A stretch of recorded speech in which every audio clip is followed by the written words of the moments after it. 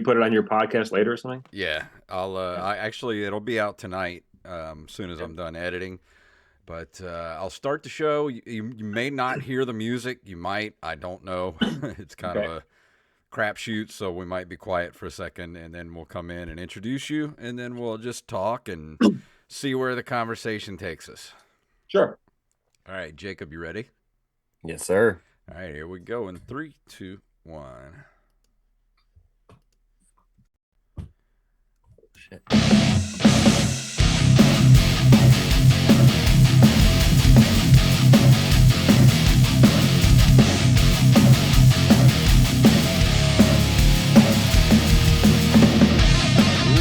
That music can only mean one thing, and it's time for the Open Micers Podcast. My name is Jason Robbins. I'm Jacob Craig. I'm finally kind of getting my voice back after last night. I was out late doing a show, and I am more excited for this podcast than I was for my show last night, guys, because we have a very special guest with you. We've interviewed famous stand-up comics before, famous TV actors, but we have a top-tier comedy screenwriter here for you guys. He has worked on the likes of King of the Hill, Lopez, Rules of Engagement, Marin. The list goes on. We could break down his resume all day, or we could just talk to the man. It's Michael Jamin. How you doing today, sir? Hi. Thanks for having me, guys. What's up? Absolutely. Thanks for joining us, man. We are stoked to have you here. Hey. We are very big fans of all the stuff that you've done, especially King of the Hill, Beavis and Butthead, that whole thing, man. Yeah. What was it like writing on King of the Hill for 5 years? That's sort of like the peak of its popularity. Yeah, I mean, that was a really fun show. Great bunch of writers. There's probably about 20 of us. And I was there for, I think about 100 or so episodes. And then you go in and we had great guest stars all the time. We had, Ben Stiller, and they all came to the table to read, Tom Petty. It was amazing. Every week we get some other great star to blow it up. It was a wonderful experience. A lot of fun. So what's that writer's room like? Is it kind of everybody fighting to get their joke into the show, or is it a friendly atmosphere, or is it very competitive? No, it's very friendly. It was about 20 of us, so we always divided into usually 3 rooms. And then so one room would be doing the rewrite for this week, and one room would be breaking stories for future episodes. And then usually one room was like a joke room doing punch up for whatever needed to be done. So you'd be like 5 or 6 people in a room, and it was always a lot of fun. If you weren't laughing, you were doing something wrong that day. So I was looking on your IMDb, and the first thing you actually wrote for that you were credited for was Lois and Clark: The New Adventures of Superman.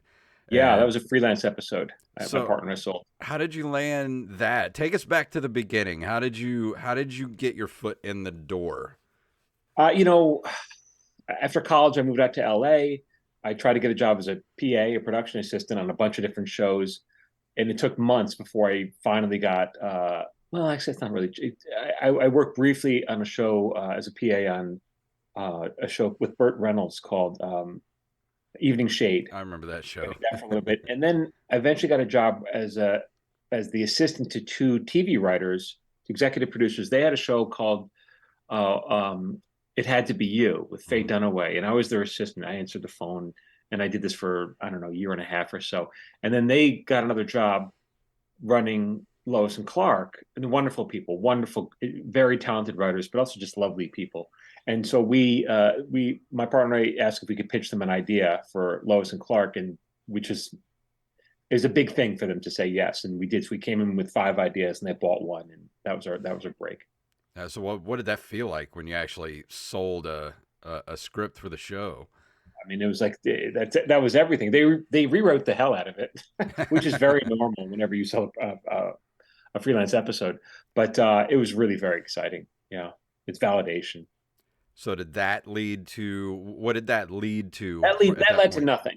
I mean, most freelance episodes really don't lead to anything other than a paycheck and the drive to think that maybe you could do this. And so my partner and I kept on writing more scripts together, sample scripts they call spec scripts, and then eventually our agent got us into the pile at Just Shoot Me. It was a brand new show, new sitcom pilot, and Steve Levitan's assistant read it. She loved it, passed it up to her boss, Steve, who later went on to, co-create Modern Family.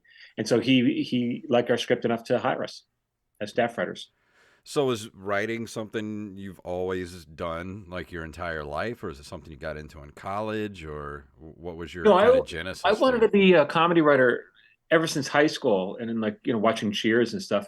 And in college, I did some stand up. I did stand up for a little bit after college as well. I just didn't like the idea of spending my life on the road. Mhm. So I was like, well, maybe I could be a comedy writer. And so then I kind of transitioned to sitcoms.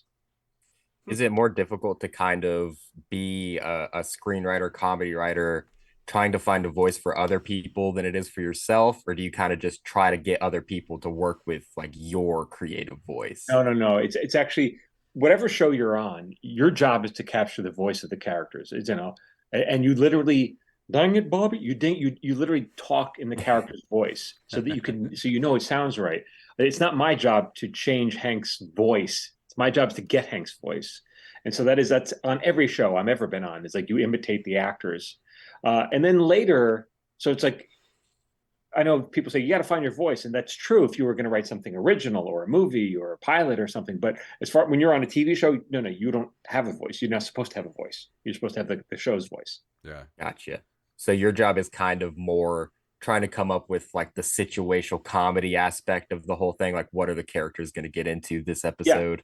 right. You come up with an idea, see if there's enough legs on it for a half hour of television. If there's enough meat on the bone, yeah. So how does it really work? I mean, as a person who I've been writing most of my life and written some scripts and stuff, how does writing for a TV show, like, do you just kind of come up with an idea and bring it in there, and then it sort of throw you ideas, and then you write it? Like, how does a script for an episode sort of get built? So you have a bunch of writers on staff, and then one or two showrunners who are the head writers. And so your job is to pitch the showrunner ideas, like what if in this episode, whatever. You pitch one or two lines, and you could pitch it around the room, and you could tell if it's a good idea or not because people are sparked to it. If they don't, you better come up with something else. And then when there's finally enough, momentum on this one idea, you get a whiteboard like this over there, and you'll break it up into we call breaking the story. And so you'll draw lines, act one, act two, act three, and then you'll spend easily 5 days of a staff of professional writers breaking the story, trying to figure out what the scenes are, what the story is really about, what all the characters are doing in each scene. And then that's just when the story's broken. And then after that, one writer or a writing team will go off. They'll write an outline, then they'll write a first draft, a second draft, and all that. So how different is it from writing for an animated sitcom like King of the Hill and Beavis and Butthead to a live action sitcom like Rules of Engagement? It's very similar. So story structure is story structure. If you know one, you can do both. The only limitations are in a live action show, like Rules of Engagement was a multi-camera show. So that's shot live on a studio with an audience there. And so you have a limited number of sets and you're shooting it all in 5 hours. Whereas an animated show, the sky's the limit as to how many sets you can have. Mm-hmm. You just don't want to overwhelm the animators, but there's nothing you can't do in animation. Right. So when you're and writing, so you go ahead, Jason. Good. Well, I was going to ask, when you're writing like for animation, do you actually, when you do your descriptors and things like that, do you actually sort of lay out the scene that it's going to be, or do you just sort of write like a little one sentence, like, okay, Hank and Bill are by the fence talking, and then you write out the scene? Or is it sort of like you have to build kind of theater of the mind while writing the script so the animators know what to write? The bare basics. Hank and the guys are standing in the alley. Okay. Bill drinks from a cooler. That's it. Whatever you need in that scene, and that's it. The shorter, the better. No one wants to read that stage direction. No one wants to read it.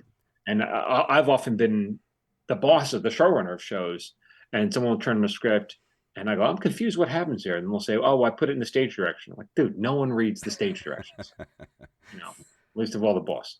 Yeah, because that seems like it would be different. It seems like writing for animation would be more akin to writing for, like, say, a comic book writer.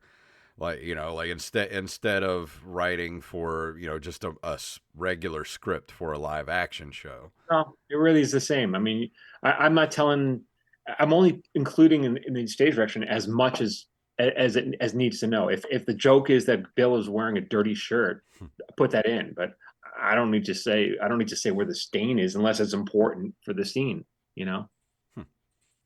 And when you're on a live set with like a studio audience with, Yeah. comedic powerhouses in your show like David Spade, Patrick Warburton, etc., are there are there writers on set for rewrites? Are they improving for rewrites? Like how different is that from, like a table read in a writer's room? Well, on show night, that's what we call it. When we shoot the show, sometimes it's like Friday nights. It depends on the shooting schedule. So all the writers usually get dressed up. You go down to the stage and you're on the floor. People in the audience, and you're on the floor just a few feet away from the actors, and you're watching the show. And when a joke doesn't land, usually you huddle and then frantically pitching jokes. And so, like 10 writers throwing out jokes, and the one that gets left, then they'll run in to the star and, hey, say this line instead. And then you do the scene. And if the audience laughs, that's the one you use. Gotcha. So do you Is there a lot of prefer? room for improving on those kind of sets as well? No, now it depends on how the show is run, but usually no. I mean, you got an audience there, and actors don't usually want to improv. They don't want to strike out in front of an audience, and the audience, you don't want to keep them there longer than necessary. As it is, it might take 4 or 5 hours. It's exhausting, because you shoot each scene over and over. It's really fun to go to a taping. If anyone's listening, I would encourage you to go to a taping just once, just to experience it. Even if it's a terrible show, you'll love it. You go, this is great. But you don't want to you don't want to hold your audience hostage. You'll lose energy for sure. That's what I was going to ask. Is once you do an animated script that's sort of like it's set in stone, do you No, prefer? No, really? Like you yeah. can So change you'll things? you'll do an animated show, and you'll do the table read where all the actors sit around the table. And then after that, we'll do a rewrite immediately afterwards to see what works and what doesn't work. Then a couple days later, we have another read called the record read, where we're doing the same thing. Or sometimes we'll skip the read, but whatever. The actors will go record that script with the microphones, right? Mhm. And then you give that track to the animators, and the animators will start drawing. And they put together, several months later, they'll come together with what's called an animatic, which is like a very crude, like sketch drawing of what the show looks like. And then you'll watch that and do a rewrite based on the animatic, because not everything's going to work. Now that you see it on its feet, it's not really working, so you have to change parts. And then you do a color a couple months later. It takes usually 9 months to animate one of these things, and every step of the way you're getting different versions and you're rewriting it based on what you think is going to work. See, that's So what I there's think no time to fix it. is crazy between something like writing something like King of the Hill, or even stuff like Family Guy, where it takes a year or more before for an episode to go from idea to on TV. And then you have shows like South Park. Do you think you Yeah. could ever do something like South Park, where it's literally 7 days to get Yeah. From concept to finished product? Well, that's definitely fast, and there's no knocking those guys are great, but the animation that shows incredibly crude. I mean, they're not spending a lot of time, and I mean, it's honestly, the arms move like this, so that's why you can bang those things out. Yeah. The fact that they write it so fast, I think they work pretty hard, but they're certainly great. So tell me about the podcast. You have a podcast called Screenwriters Need to Hear This. Mhm. You're up to episode 67. When did you start the podcast? We do we drop one a week, so you tell me, a Uh, month, a year, and something. yeah, it's a little over a I don't year. know. So Yeah. what prompted you to start the podcast? To just something to help out screenwriters? Well, I had a project that I want to get off, right? And like a passion project. And my agent said, "Yeah, you're gonna need to have a social media following to sell this." And I said, "Really? Yep." I go, "Give me a year." And so that's how I've been doing it. I have a podcast. I go on Instagram. I go on Twitter, Facebook, not Twitter so much, but TikTok. And every day I post tips on what it's like to be a screenwriter, how to get into the business, how to get out of the business, whatever. And I'm just building up a following. So now I was able to. Now I have a one-man show that I've been putting up. I wouldn't have been able to do this without having a following. just people who now they know me. It's awesome. Yeah. So what's the And reception for it been like? Has it been pretty positive? Oh, I'll show you. So this is my show, A Paper Orchestra, and it's based on my forthcoming collection of personal essays. And so it's if you're a fan of like David Sedaris or Spalding Gray, it's that kind of thing. So it's not stand up. It's funny, but it also gets deep and poignant at times. It just depends on what story I'm performing. But yeah, so we've done a bunch of shows, and we started touring with it, and I'll tour more with it in the summer. And so if anybody wants to come see me, they can go to my website and just enter their what city they want me to come visit, and I have a long list of cities I want to hit, and that's michaeljamin.com/upcoming. Yeah, and I'll put the link in the show notes for the website that people can go check out. Absolutely. And is that something that a lot of screenwriters and writers are trying to do with branching out to social media and kind of like other forms of media and performance, or are you kind of like trying to streamline that for other people? There's I mean, there's a handful of us, and I kind of met the few of us that are doing it. One guy works mainly in drama, and one's a younger kid. There's only a handful of us on social media kind of doing what I'm doing. But I don't think any of them have the same intention that of why I'm doing it. I'm doing it because at my age, I just want to try something different. I have just this. To me, it's about creating new stuff, and it's about I can do what I can do in theater.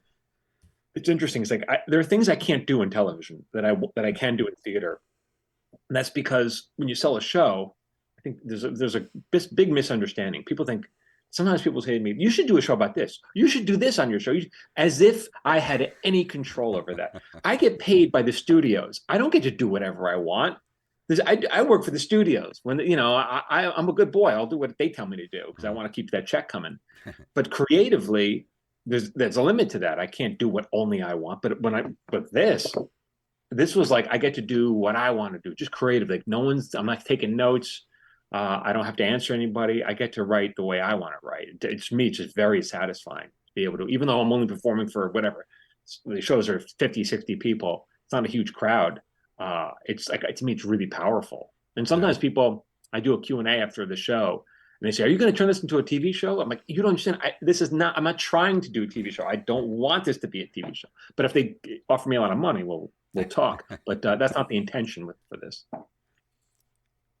So have you ever, do you have any plans to like make the jump to film or anything like that? Have you written any film scripts or anything? My partner and I, we wrote 3 movies. We sold 2 of them. Movies, both were to 20th Century Fox. And so movies, that's another thing. Movies don't get made. Yeah. And so you can make, like 10 years ago, up until about 10 years ago, you could make a really good living in Hollywood writing movies that never get made. And I can make a lot of money. Those days are kind of changing a little bit now. But if it's a creative bug that you want, if you want to see your work on the screen and you want to have control over that, then you work in television. So we just did the movie thing let's see what it's like. And then we were like, I like movies. I like TV better. Well, it's kind of the way it's been going the last, I'd say, 15 years or so. Really, since I think roughly, Breaking Bad, where there was that transition to where TV became the more prestige type of storytelling.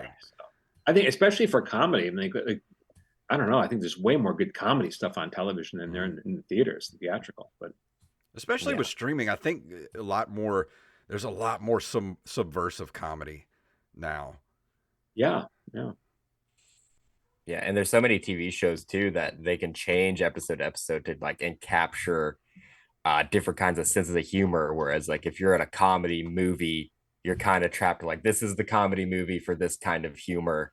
And a TV show can kind of, we'll include these kind of different jokes all through the series. Yeah, in a way, sometimes, yeah.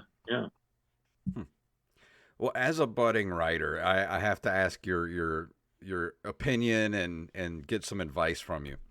Sure. As a person who's written a lot of stuff, and I have scripts that are, short films, things like that. Stuff never really been sold. I did, and I'm going to plug myself, and Jacob's going to hate me for this, but I made a short film, award-winning short film called Monsters Anonymous, which is way better than it deserves to be because the people we had working on it, we had Jeremy London directed it. We had Brian O'Halloran from Clerks was in it.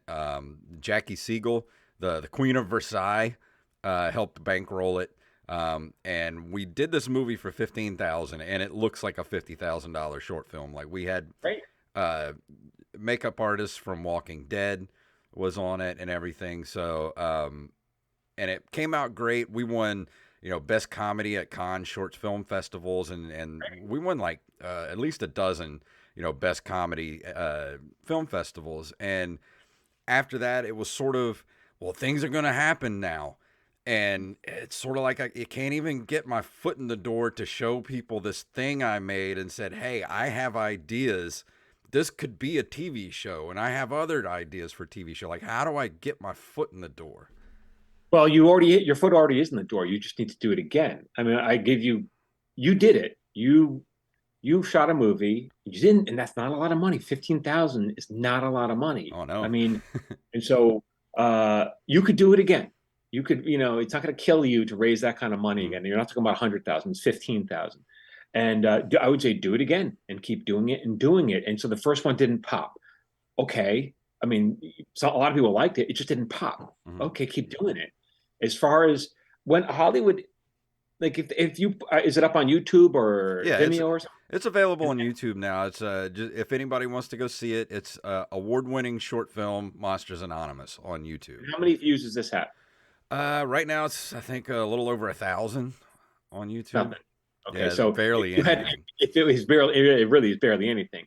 But if it had 1 million, Hollywood would come find you, whether it's good or bad. It could be terrible if it had a lot of views. And you keep doing this consistently, Hollywood will find you. Now, like the important thing to notice, it sounds like your movie was well received, like won a bunch of festivals and stuff, right? But it doesn't really matter. What Hollywood wants is marketability.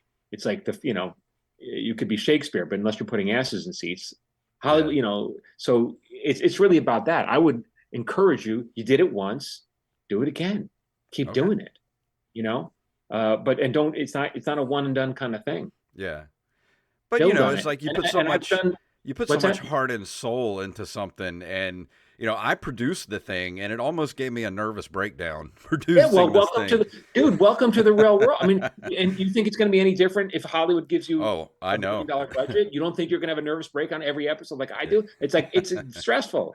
So I mean, it's not going to be any different. And I did this a while ago. My partner and I were brought in. Someone like yourself made a show, a web series, not just one episode. So they did several. And it was uneven. Some were great and some were okay, but some were really good. And some had like a couple million views and some had like, 10,000. Like it's not, and so it was uneven. But that's how they got discovered by a producer in Hollywood. The producer called my partner and, hey, do you guys want to help us sell this as a TV show? We were on the fence, but we were like, okay, let's give it a shot. And so this is exactly what someone like you just did, but they did it. But they did more of them. They did it like I'm telling you to do. Keep doing it until they got the attention of Hollywood. Now, the deal fell apart for reasons that we weren't even involved with. But still, they had their shot. Yeah, I mean, I know we have plenty of other scripts for it, like because we had planned to do what you said was to make a web series out of it and keep making them once every 6 months or so. And keep going, but that life kind of happens. Pandemic happened, and then everything just sort of fell apart. But I got to say, the quality, and not knowing the quality of how you did it, but you could have shot it on your phone if that saves money. The only thing you need to have is good sound. You know that because you can't hear it. But I don't care about the lighting. I don't care about it. We did a show called Maron, starring Mark Maron on IFC, and we were the showrunners of that. It was real low budget. The lighting wasn't terribly terrific. The camera, it wasn't. I mean, it looked like it was shot on it looked like a low budget show. It looked like it was shot on a budget. Great.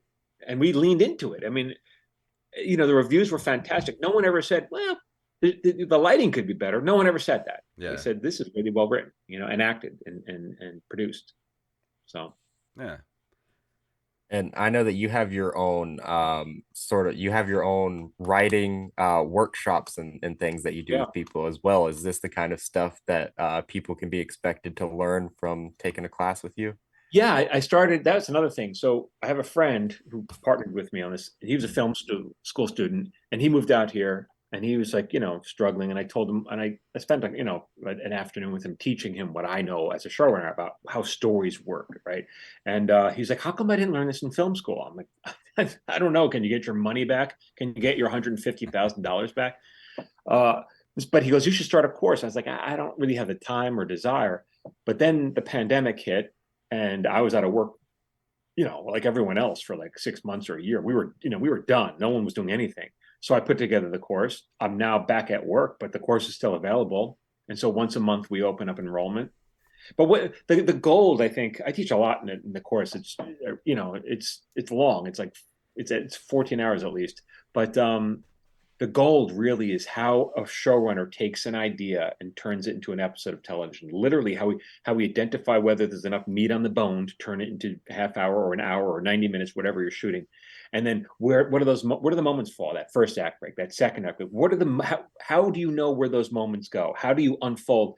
And there's a rhythm to it, and there's a technique. And I could go into any comedy writing or any room, really, any writer's room, and within 5 minutes get caught up to speed and start contributing in a significant way. And in the same, any other writer, the same thing in coming to my room. If they've been working the business for X amount of time, this is how it works. All the rooms work very similarly. And there was a quote there's a clip that someone tagged me on social media, and it was Vince Gilligan talking about the Breaking Bad writers room. And it looked like every single writer's room I've ever been in. And he was describing story structure the same way. We all use the same words, the same language. It's the same thing. It doesn't really matter whether it's comedy or drama. But comedy is just as funny, but a drama is dramatic, but it's still a story. And so what's kind of the key to consistently getting your ideas picked up? Is it kind of the same repetitive voice that they're looking for, or do you need to bring a degree of originality to the table as Oh, well? oh, well, that's a whole different thing. So sometimes I work on staff of a television show. I'm an existing show. I like doing that. I'm currently on a show called Tacoma F.D. But sometimes I'm selling original work. I'm selling pilots, and so that's anyone's guess. I mean, the truth is, for every 4 pilots we take out, maybe we sell one. So if I knew how to do it better, I'd have a higher batting average. But this is about typical of what it is for most people in Hollywood. So when it comes to pitching shows and the way Hollywood works, like they call it pilot season. When I Yeah. was a budding actor and everything, everybody wants to be in pilot season, and maybe one out of how many shows would you say actually get picked up out of one show out of 10, 20? Well, there is no pilot season anymore, honestly. This is Yeah. this is before streaming and cable. But I would say, like, let's say 10 or 15 years ago, there was pilot season. And back when the networks were buying a lot of scripts, and they might buy, like, one network might buy 100 scripts. They'll hear 1,000 pitches, buy 100 scripts.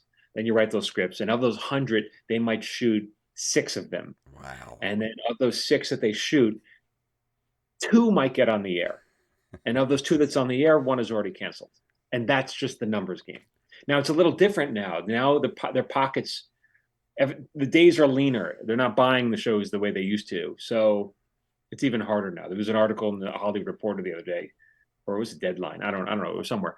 It was basically saying, yeah, like the networks bought like 3 shows this year. It's And like nothing. it sounds like So it's almost a miracle when a show makes it to air. it is. It is. It's definitely yeah. And it has nothing to do. Sometimes good shows don't make it, and sometimes bad shows do make it, and it's for reasons that would shock you. It have nothing to do with the quality of the script, and so that's just life. And so, yeah, is it fair? No. What is fair? And what happens to all those shows and scripts that never get produced? They're just rotting in a Yeah, they're under 20th someone's desk, century. keeping it steady. But honestly, I got the check. I sold it. I got a check. That's great. That's the goal. I get to make money. I got to make this. I'm a professional. If they don't buy it, I don't cry. I go, okay. what can I sell you now? That's my next. What can we try now? Because it's a numbers game. You got to keep at it. And so it's like what you're talking about. Well, I was crushed because nothing ever came of it. Dude, welcome to my world. Like, it's par for the course. Just come up with another one. I feel like I'm like a watch salesman. Can I offer you one of these? But the problem is, when I'm writing stuff, I always tend to write bigger than I have a budget for. And, I pay attention to guys like, Kevin Smith and Robert Rodriguez who say things like write to what you know and for what you can actually film if you're going to do it yourself. I try to do that, but my stuff ends up being way too big. That's on you. And see, that's the thing. And people will say that, like, how am I going to come up with $1 million to shoot my epic battleship movie? That's on you. I mean, I could shoot a thing. I could shoot a compelling love story on a park bench that we shoot it right out up the street, Mm-hmm. And that's because I know I can write. And, it's story. Don't be distracted by I did my wife owned a line of girls' clothing for many years. And so I used to write in the commercials for them. And they were always funny. They're like sitcoms. Each one was like 3 minutes long. They're like little miniature movies. And I hired high school kids to shoot it, kids, because there was whatever. They were high school kids. They wanted, and they loved it. And they had cameras and the lights and whatever. And each one I shot was for about $1,400. That's what it cost each commercial. And that included mainly like buying pizza for the kids at lunch, giving them each a couple $100 at the end of the day, putting in their pockets just so they have some, Yeah. And that was it. That was the budget. Like, you don't need a lot of money as long as it's well written. That's the thing. I got to learn how to write small and just write small. There's a whole module, and that's in my course, which I call Mining Your Life for Stories. Everyone has it. The smaller the story, and I learned this many years ago, the smaller the story, the more compelling it is, honestly. Like, I can watch, I'm not going to badmouth any movies, but there could be some superhero movie with all this CGI, which would cost a fortune. You know which ones I'm talking, right? And to me, I'm bored out of my mind. Are they amazing to look at? Sure, but I don't find it interesting. But I can watch a small little movie, like, what was that movie called? Oh Christ, now I can't even remember. Do I have it here? Into the Wild. Was it called Into the Wild? It was Reese Witherspoon did a wonderful movie where she went into the woods, and it was such a small little movie, but her mom died and she went into the woods. She hiked the Appalachian Trail. And it's such a small little, and it's a character study, basically. To me, that's fascinating. Mm-hmm. And you could do a character study, two people like on a park bench, honestly. I've always wanted to do the thing, and I forgot who it was that did this. It was where you could buy where Stephen King would sell the rights to his short stories for $1, and you could shoot a film. And I always wanted to do The Girl Who Loved Tom Gordon, because that's one of my favorite Stephen King short story books. And that would be so easy to do because it's just one little girl in the woods. What are you waiting for? For $1? Yeah. Or do that, or do some. I mean, I'm not sure which would serve you better. I don't know, because it's like, I don't know if you wanted to get a job as a writer, that's not going to help you because you didn't write it. You're just shooting. If you want to get a job as a director, that would help you, right? But certainly you could do something equally small. I did during the writer's strike in 2008. I was carrying a picket sign for 3 hours a day, and so I wrote a play about basically how I ran into an old girlfriend. It's basically a play about me and an old girlfriend, and we shot it. We didn't shoot it. We staged it in a black box theater, which is, nothing. It's a black box. Mm-hmm. And so I intentionally wrote it so that there would only be three speaking parts, and I wouldn't need scenes. I wouldn't need sets. I would just, literally a park bench. Mm-hmm. And, people were crying, and we staged it and people were crying, but you can do that if you write, that's people respond to the writing and the acting, not to the sets, not to the special effects. That's my opinion, at least. Yeah. Well, see, that's the thing. When we made Monsters Anonymous, when I came up with the idea for it, it was literally just a skit that had been running around in my head, like the classic movie monsters in a therapy session, and when we came up with it, it was, we were taking an acting class from Jeremy London, And he had gone out of town to film a movie, and me and some of the other students got together and we're talking about, let's do something, something we could just film in one day and submit to film festivals, just sort of like a calling card for our class or whatever. And, I went home and wrote it. And then I sent it to my writing partner, Mr. Wally Phelps, and he did a pass on it, put an ending on it and everything. We wrote it together. And I sent it to Jeremy London. Didn't hear from him for a few days. He called me back and said it was the funniest thing he'd ever read. And asked if he could direct it, because originally we were just going to do this thing with, Spirit Halloween store makeup in a friend of mine's office overnight. We were going to film this thing, but it turned into this huge thing where, we crowdfunded it, and then all these people wanted to come in and do it. And they did it basically for free, like the entire, like the cinematographer and the crew and, everybody that came in. So it became this thing that was like so much more than what it was supposed to be. And I felt, it was kind of like, well, this is going to be huge. And then it happened, and then nothing. And that was kind of like a huge letdown. Yes, it is. But here's the thing. You did it for $15,000, which is amazing that you did it for that little. How many minutes was this short? It's like 23, 24 minutes long. Okay, so it's about like an episode of television, a half hour sitcom. But you did it for 15. I'm telling you, I could have done it for 5. Really? I could have done it for 5, and we would have done 3 of them. Because whatever you spend the money on, I could spend less. And yeah, we mostly spent it on makeup and prosthetics and things like that. All right, right, okay, right. But you could have done it. You could have done the cheapy makeup, and it would have been goofy in its own way. It would have been campy, probably. Well, that's what we planned on. It was supposed to be like just this campy little thing we were going to do, just to, as a calling card. And no one's. And here's the thing: no one's going to, even for what you spend on the makeup. No one is. I'm sure it looked good, but it wasn't as impressive as a movie. It's a real movie with a big makeup budget. Yeah. I'm sure it looked good, but wasn't fantastic. So you're not going to impress anybody with the makeup. We know that. Yeah. Might as well save money on the makeup. That's how I feel. But I'm sure it was disappointing.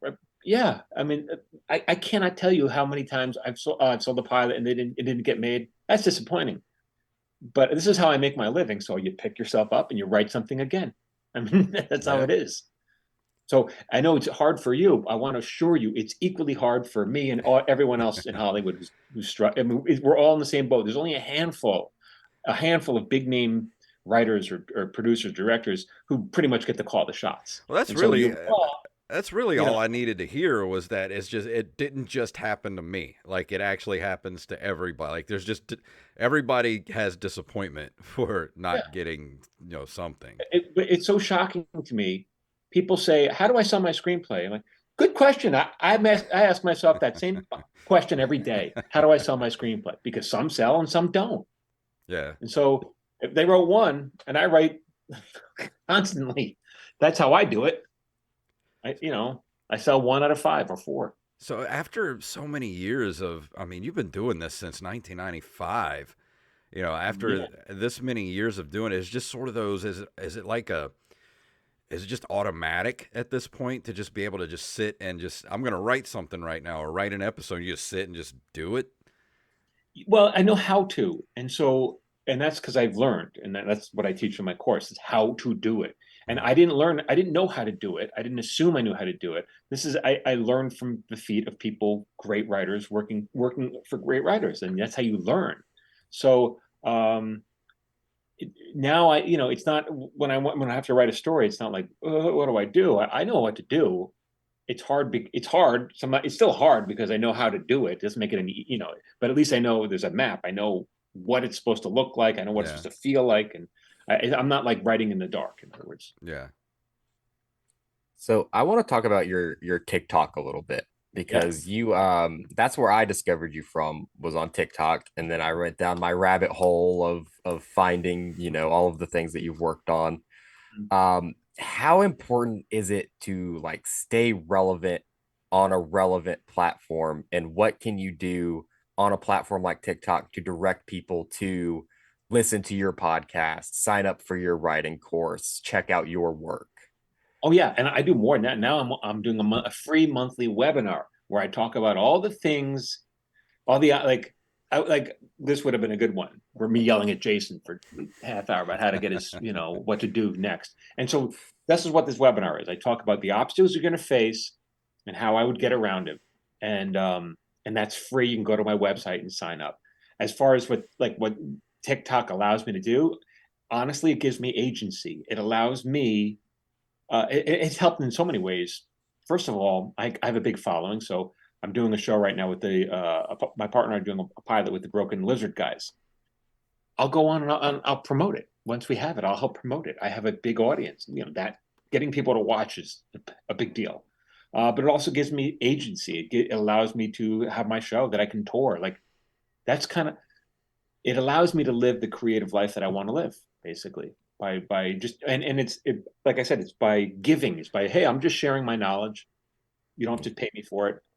And people, then people, they want to see what else I can do, so they come to see my show. Oh, that's what honestly, the show, as I was just like railing about, but minding your life for stories about how to take something, a small little moment from your life, and how to turn it into something dramatic and fulfilling, and that's what the show is. It's like, because all the stories I tell are true. They all happen to me, but I tell them in a way as if I was a character in my own life. So it's as if it's a story, really like a story.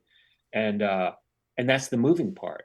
I think that people are like, wow, look, you just painted a story in my, I tell them the story. They're not even watching it. I'm just telling them the story.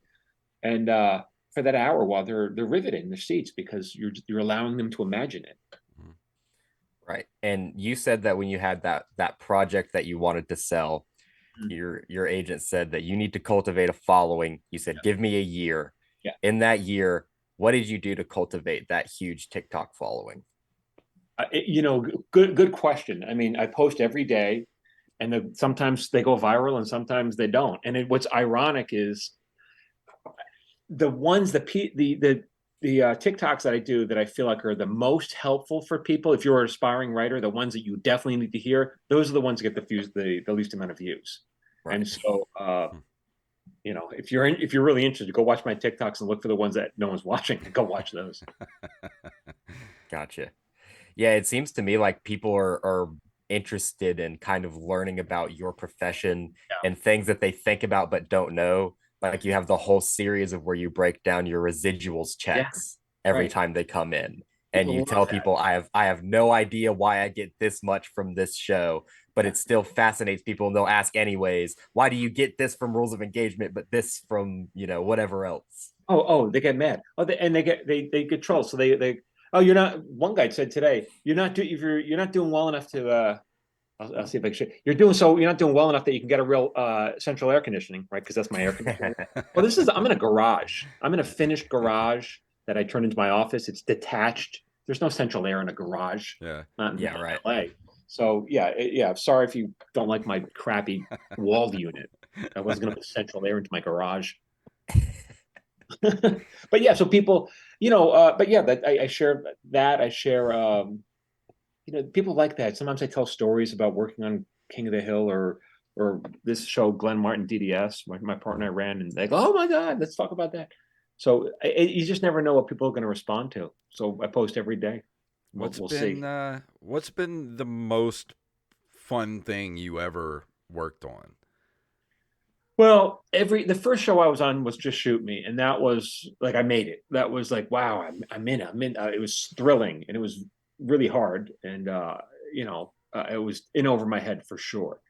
But this show, my partner and I ran, this is, I don't know, 15 years ago, and this was a show no one ever saw, and it was claymation. It was Kevin Nealon, Catherine O'Hara, and Judy Greer with the leads, and the writers. Like I've never laughed that hard on a show. Every day we were just killing each other with laugh, because we were, it was like, what makes us laugh? Well, the audience wasn't laughing, but we were laughing. So that was fun. What about you, Jake? Have you got anything else for him before we start to wrap this thing up? I think we've touched on just about everything. Michael, please tell everyone what you want them to know. Where can they sign up for your webinar? Where can they get your writing courses, your podcast, tell us all about your social medias and what you want to plug. I got a lot, next. Dude. I have so the podcast is called Screenwriters Need to Hear This, and it's everywhere: Spotify, Apple, whatever you get podcasts. And then I have everything else can be found on my website, michaeljamin.com. And you can get I give away a free writing lesson. I have a free newsletter with tips every Friday. I have this free webinar that you sign up at. You can find all the links there on my website, or you can follow me on social media on Instagram, Facebook, TikTok at Michael Jamin Writer. All right. Excellent. And I highly recommend subscribing to his TikTok. He puts very interesting things on there. Watch all of his videos because or YouTube. I forgot I'm on YouTube. I'm everywhere, dude. 100%. Look up Michael Jamin on all over social media. And Jason, I think we're about ready to head for the door, bro. Yeah, I think so. Michael, thank you so much for hanging out with us. I've been looking forward to this for weeks. I'm sorry we had to reschedule it for this week, but okay, Jason, just start shooting those shorts again. Just get back up there. And I'll keep in touch with you. And the next one I finally get done, you'll be the first to know. Excellent. Good luck to you. That's what I need. I need somebody. I need people to yell at me to get things done. Spend your time on the script. That's it. I was born for this job. I'm just gonna yell at Jason every time he bellyaches about something. Yeah. Again, thank you so much for coming on the show. It's been an absolute pleasure, and we'll have to have you on again sometime soon. And, all right.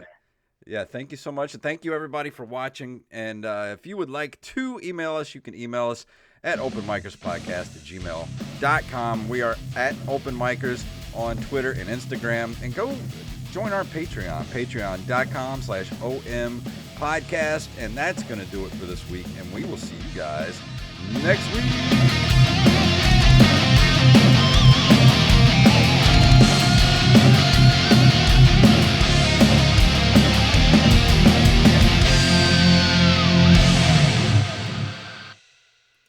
And that's it. Awesome. Thank you for watching on Twitter, and everybody's going to watch on YouTube. We will see you guys next week.